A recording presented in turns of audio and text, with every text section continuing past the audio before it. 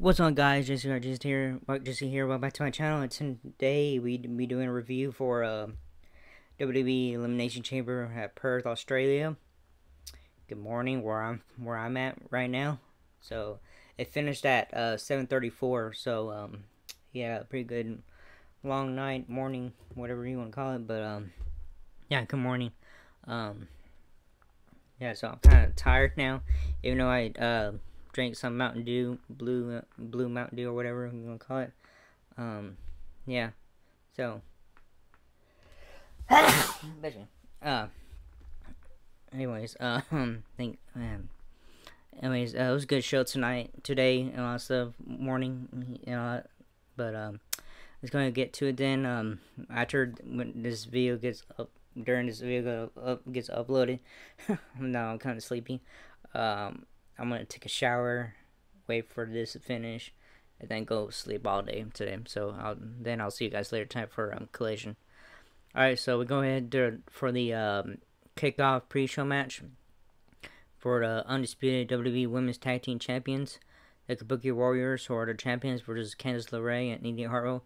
Following another commercial timeout, we return live, this time inside Alton's Stadium, where Michael and Corey Graves welcome us to the show. Cole wishes Grace a happy 40th anniversary. Graves thanks us for getting up early. The theme for Candice LeRae and Australia's own Indy Hartwell hits, and out they come for their big title opportunity.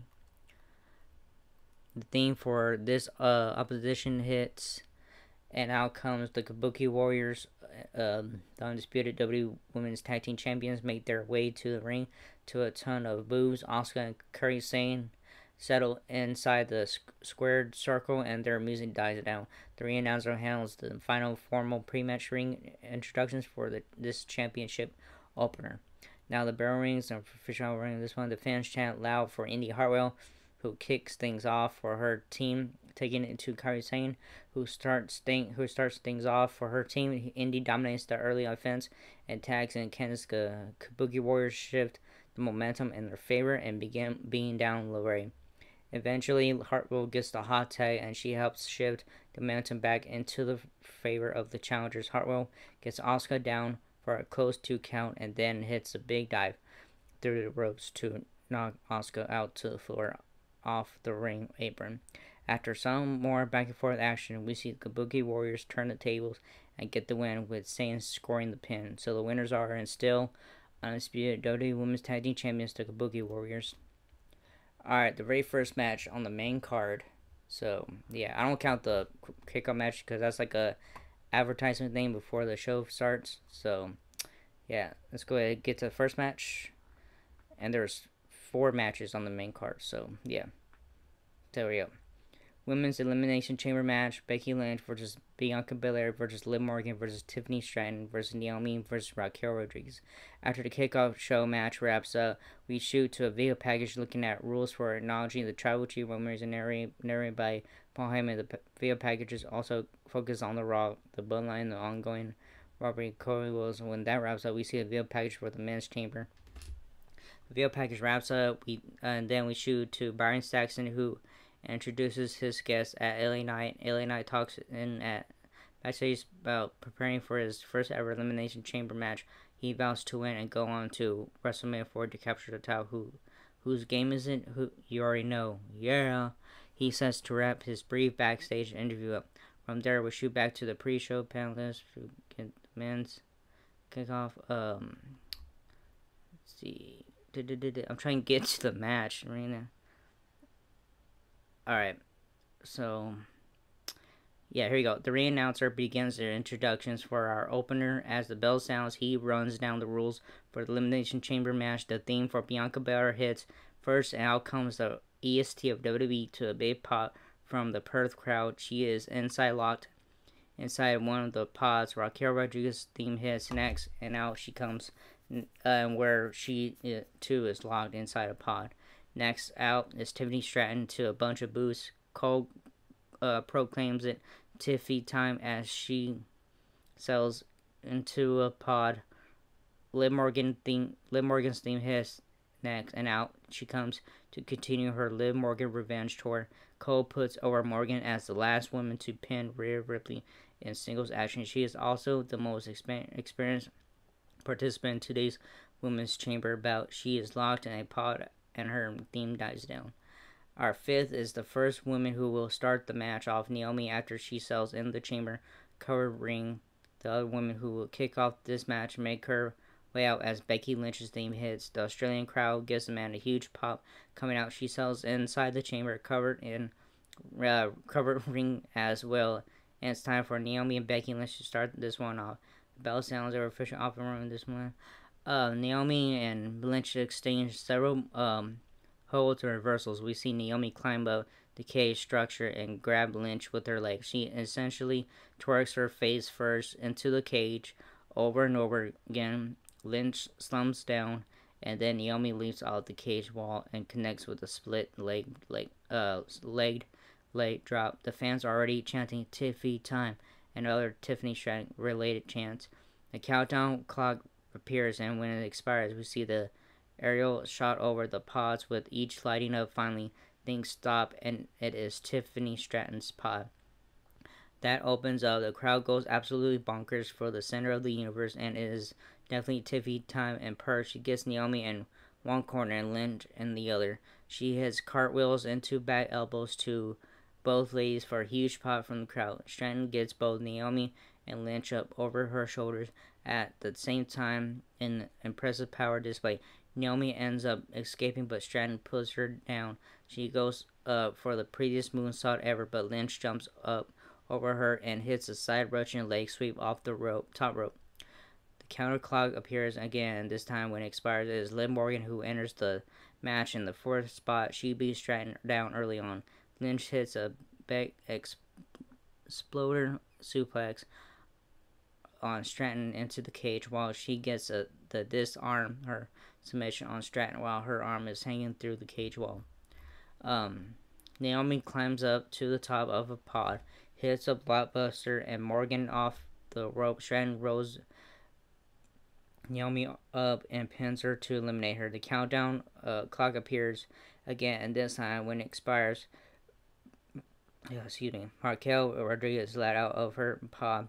That leaves only Bianca Belair remaining in one of the pods.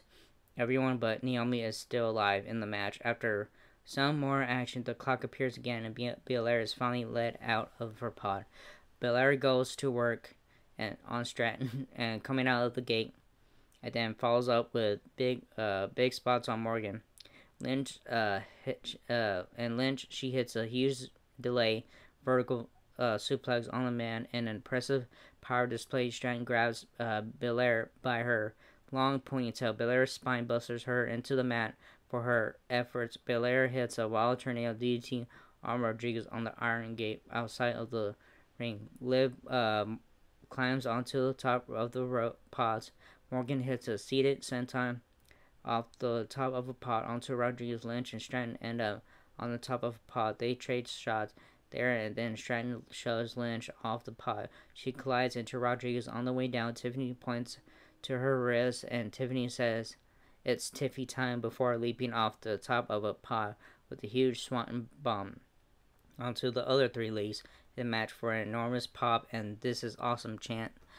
Stratton hits a rolling senton on Morgan and heads to the top rope for the prettiest moonsault ever.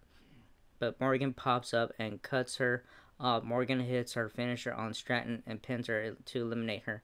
The fans boo like crazy and even chant bullshit after realizing Tiffy time has ended for this evening. Rodriguez hits a big double powerbomb spot and impressive power display, but it's eliminated moments later.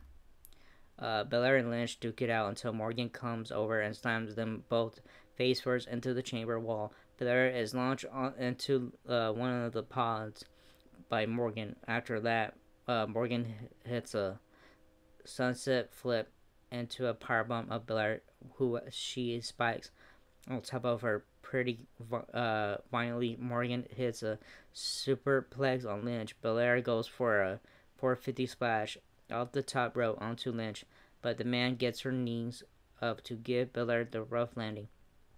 We see Belair hoist Morgan up for the KOD, but Morgan counters with the jawbreaker with the knee. On the way down, Lynch goes for the manhandle slam, but Morgan connects with the codebreaker on her as well. Belair knocks Morgan down and looks for the KOD on Lynch, but Lynch avoids it. Morgan rolls Belair up and eliminates her literally 2 seconds later. Lynch does the same to Morgan to pick up the win. The man is going to WrestleMania 40. So, winner and advancing to the title match at WrestleMania 40 is Becky Lynch. Alright, the next match is the undisputed WWE World Tag Team Championships. The Judgment Day, who are the champions, versus New Catch Republic. Alright, make sure. After a quick commercial break, we return live inside the Optus, hope I said that right, stadium, where the new theme music for the New Catch Republic duo Tyler Bate and Pete Dunne hits. Out comes the big strong boy and the bruiser wait for their big championship opportunity. The challengers settle in the ring and their music dies down. Now, familiar sounds of the Judgment Day's theme hits, and the reigning and defending undisputed WWE World Tag Team Champions Finn Balor and Damian Priest made their way out for the latest title defense. They are accompanied by Dirty Dom, Dominic Mysterio, to ensure they get booed despite their connection to Australia's own Rhea Ripley. They settle inside the square circle as well as their music dies down. The ring announcer handles the final formal pre-match ring introductions for the champions and the challengers. Dom ends up yanking the mic from the ring announcer, and he gets nuclear heat from the Perth crowd as he tries to talk. Bate and Dune end up throwing him out of the ring. Man, Dominic got booed like bad, man. That was like that was like the ugliest boo from them. Australia don't like Dominic Mysterio. Alright, anyways, that gets the bell to sound to get this one started. Bate hits a suplex for an early pin attempt. Bate and Balor kick things off for the respective teams. Balor takes over and starts to dominate on offense after the strong start from the big boy. Dunne ends up tagging in and helps shift the offensive momentum back in the favor of the New Catch Republic. And insanely loud Dom is a wanker chant. I didn't hear what they were saying. Chant breaks out as Priest tags in and helps the Judgment Day back over control of the Priest control of the action. Priest and Balor start to utilize frequent tags to keep a fresh man on Bate at all times. After some more back and forth action, we see Dunne hit the bitter end for a super close near fall, which only didn't get the 3 count. Dom pulled the foot over the ropes for his fellow Judgment Day member. The referee ends up figuring out what happened, and she ejects Dom from ringside for a bait pot. In the chaos, we see Balor take over control of the offense with a big sling blade.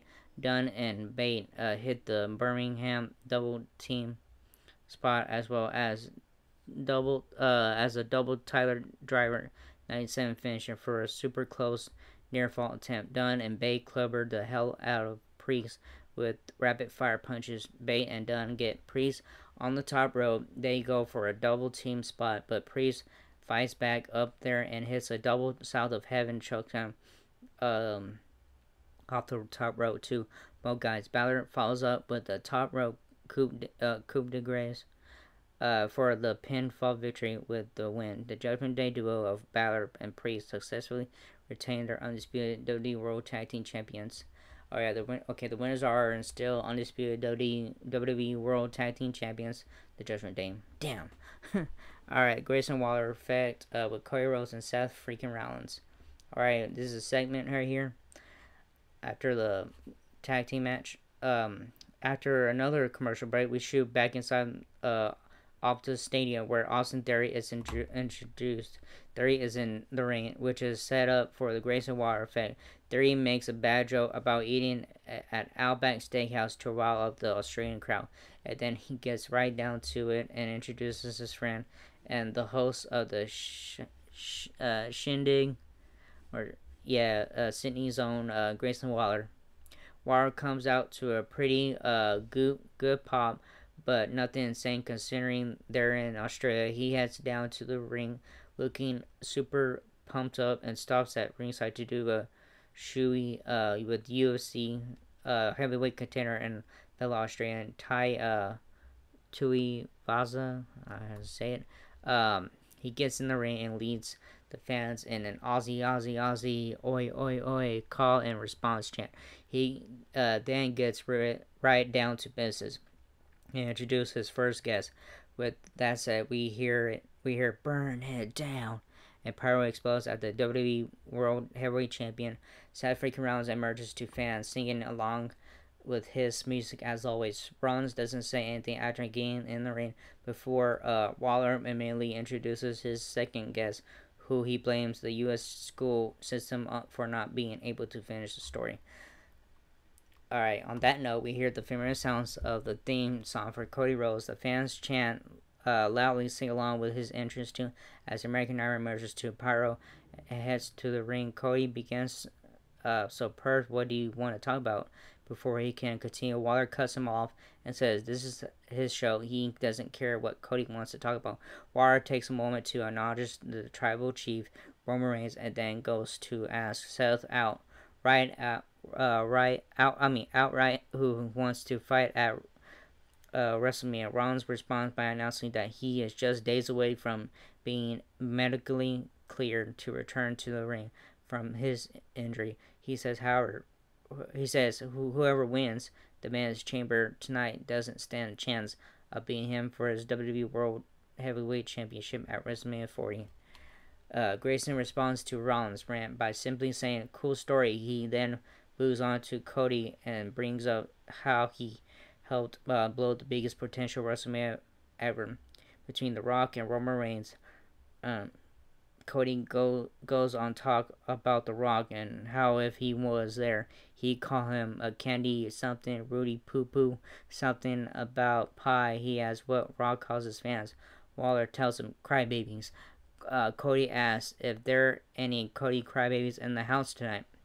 The fans pop.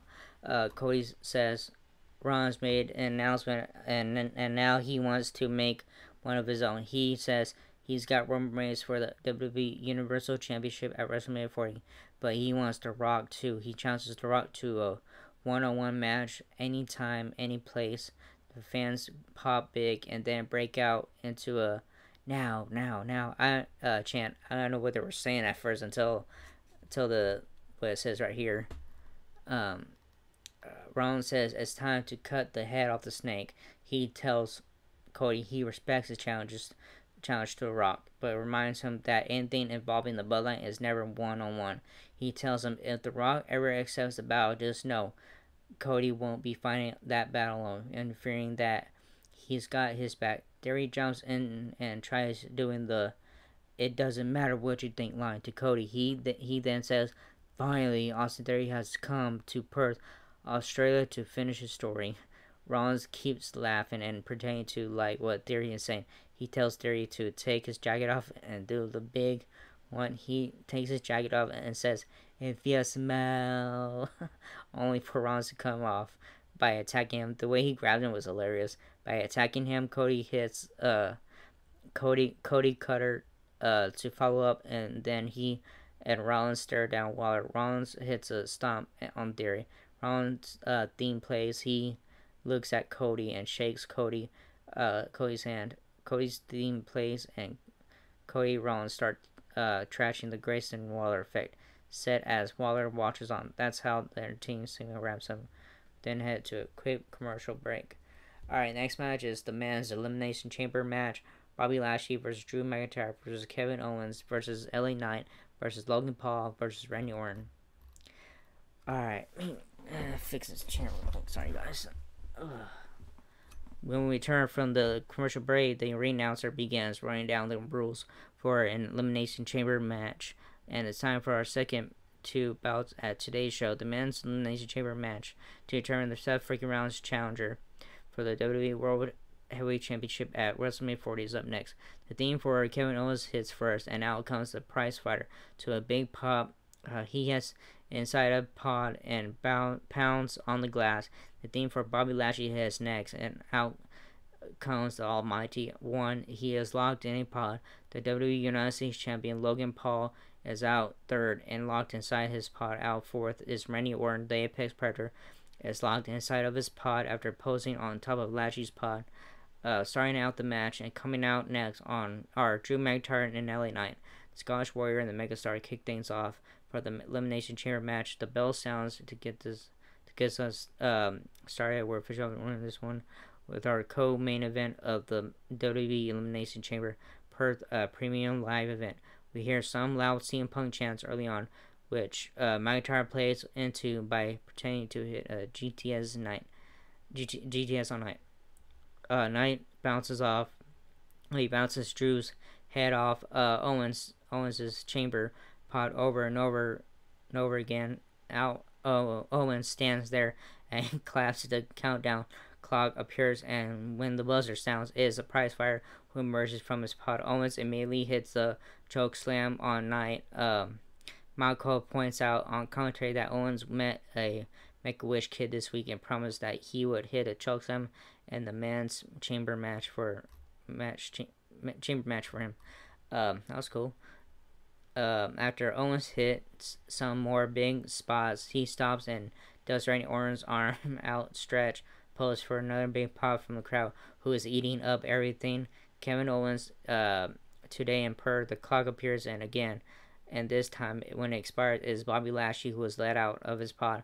The Almighty immediately makes an impact, taking out any and everything that moves within reaching distance.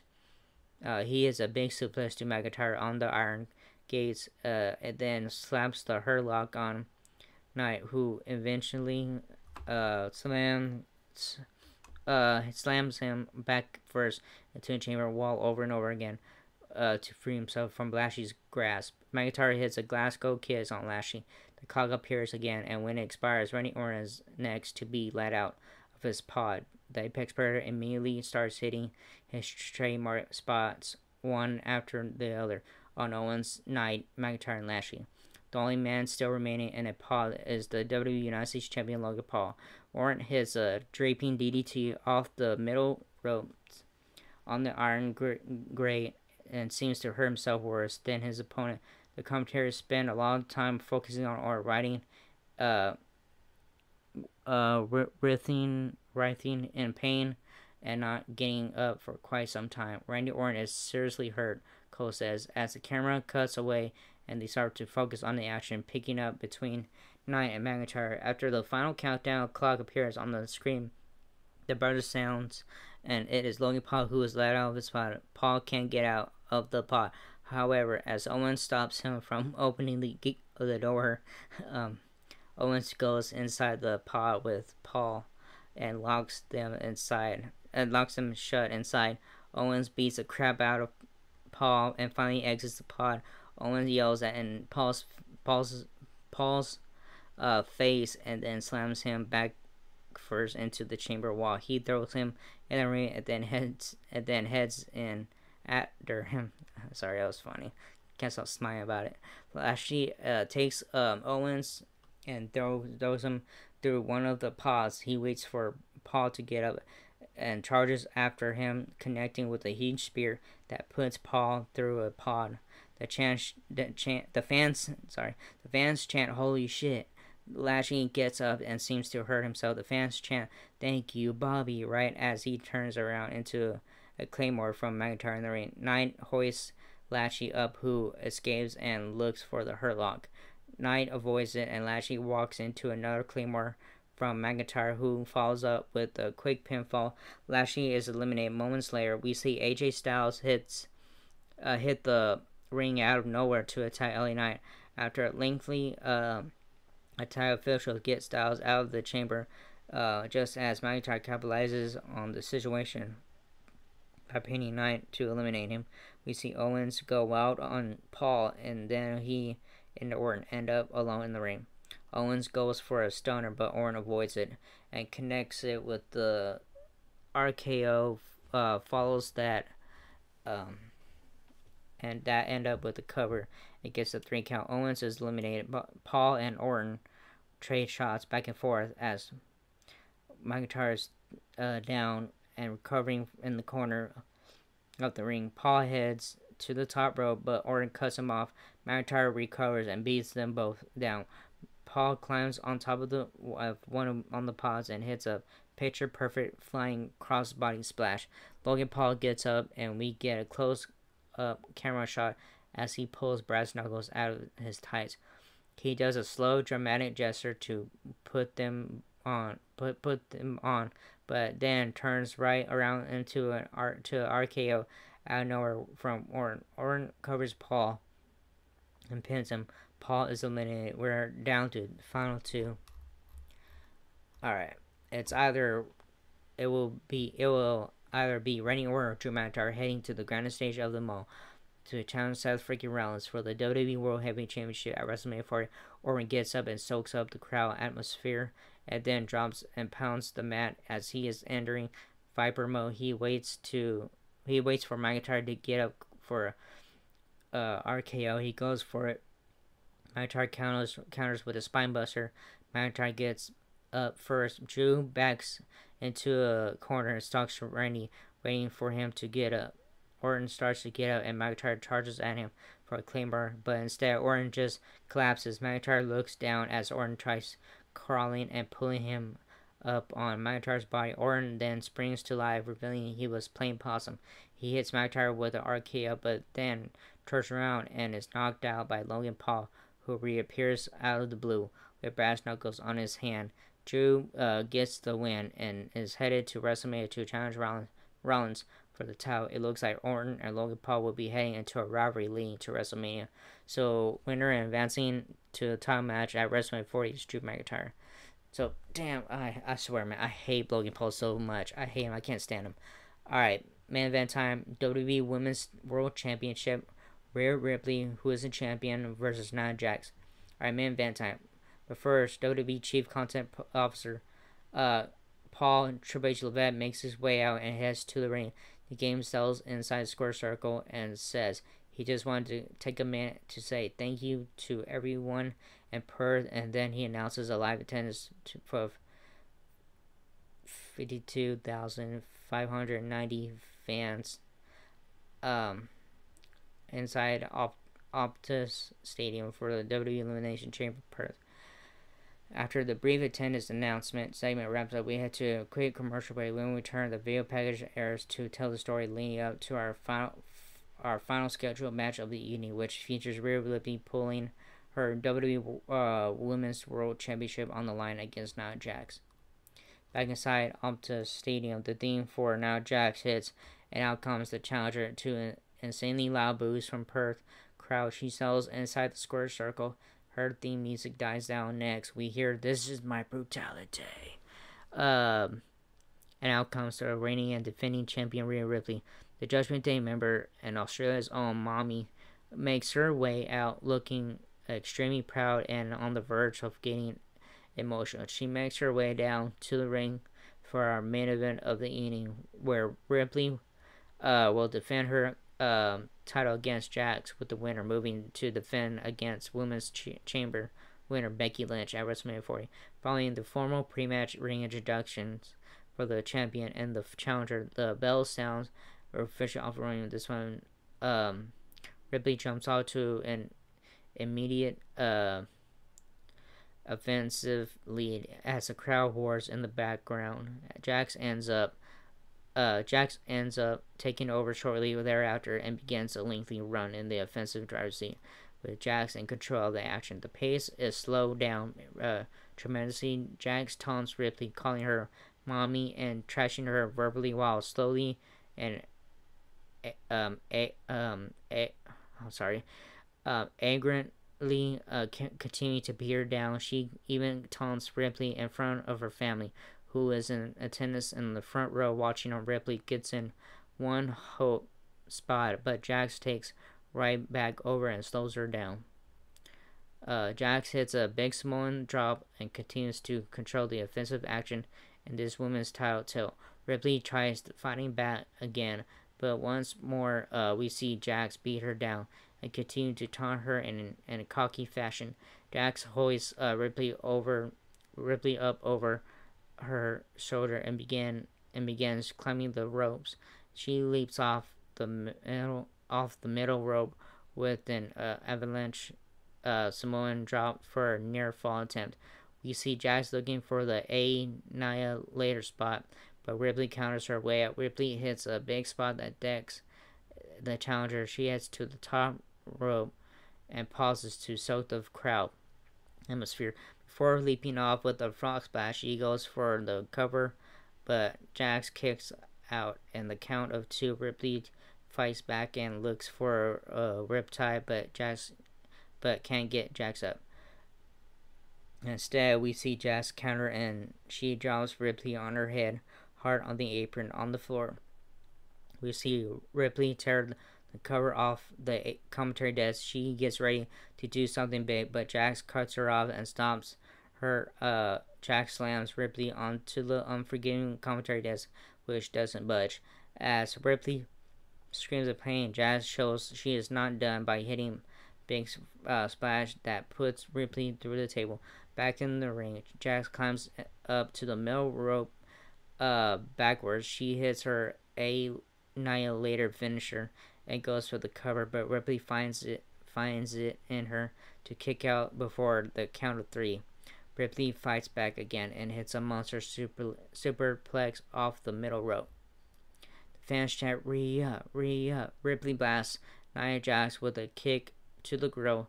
She then tries for the 3rd or 4th time in the match to hoist Jax up for the Riptide finisher. This time, she is successful and connects with the Riptide. She follows up with an immediate cover and scores the pinfall victory with the win.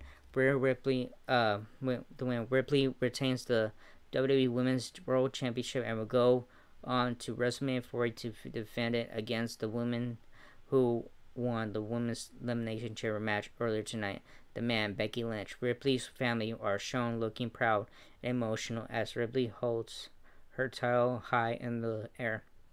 Mommy celebrates her hard-earned victory on the ropes, posing for her family land. Fans' fireworks explode behind her as the WWE Elimination Chamber Perth Premium Live event comes to a close. On that note, we lengthy recap video package covering today's entire event from start to finish, and that's how we go off the air. Thanks to join us on stuff. So yeah, it was a good show tonight and stuff, but yeah, it was good. So yeah, 1 kickoff match and 4 main event matches. 4 matches on the main card. So yeah, anyways, it was good and stuff, and hope you enjoyed this video. If not, but whatever, I don't care. Whatever. Anyways, I'm kind of tired right now. Hope you guys have a good day, good morning, or good night, wherever you guys are from. Like, subscribe, favorite, and all that stuff. So hope you guys have a great day and all that stuff, or good night, whatever. So yeah, I'm tired. As you can see from my voice already. I'm gonna sleep all day and stuff, and yeah, get ready for tonight's collision and all that stuff. So anyways, I see you guys for the review for AEW Collision review and all that stuff, and which will be very late as always. Y'all probably already know already. So yeah, anyways, that was it, and I see you all in the next video. Laters.